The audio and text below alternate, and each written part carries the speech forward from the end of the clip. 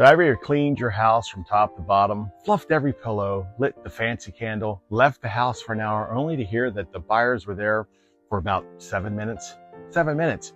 You spent 2 days getting ready. So what happened?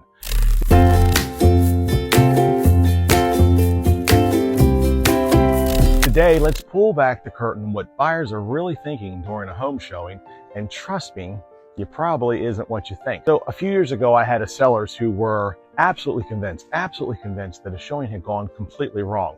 The buyers were in a house for less than 3 minutes. The homeowners called me and said, well, I guess they hated it. And I told them, hey, whoa, let's not jump to conclusions.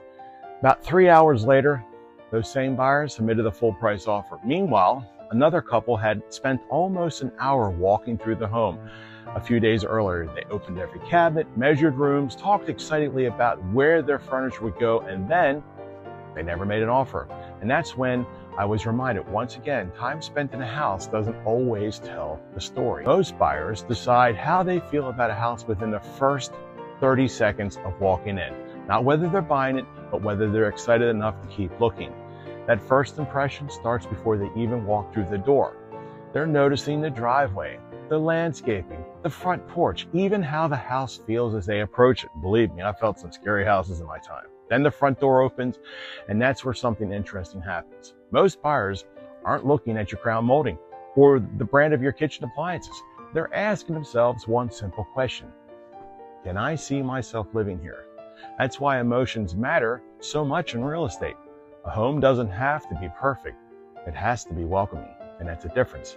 One thing I've noticed over the years, sellers naturally prepare the home for themselves, and buyers need a home to prepare them, and that's the difference. Family photos, collections, personal decorations, none of those things are bad, but sometimes it makes it harder for the buyers to picture their own family living there. The goal isn't to erase your personality, it's simply to give the buyers more room to share and imagine theirs. Here's another secret. Silence is completely normal during showings. Sometimes buyers rarely say a word. As a seller can feel discouraged, many buyers are quietly processing everything they're seeing. In fact, some of the strongest offers I've ever received were from buyers who hardly spoke during the showing.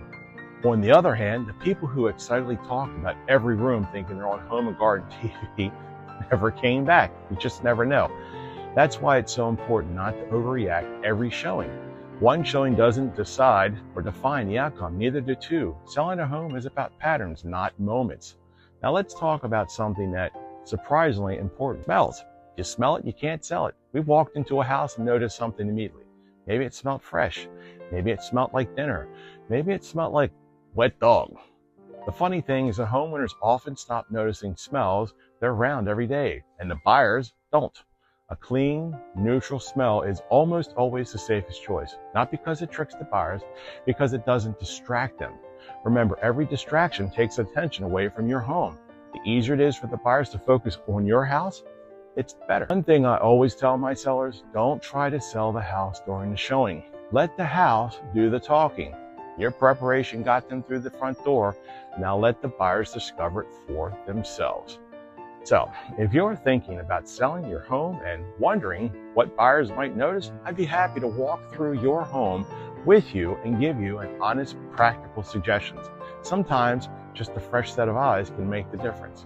No pressure, no sales pitch, just advice from someone who's spent more than 22 years helping people buy and sell homes across Maryland. Look, if you're enjoying this series, I'd really appreciate it if you click the like, subscribe, and turn on the notifications.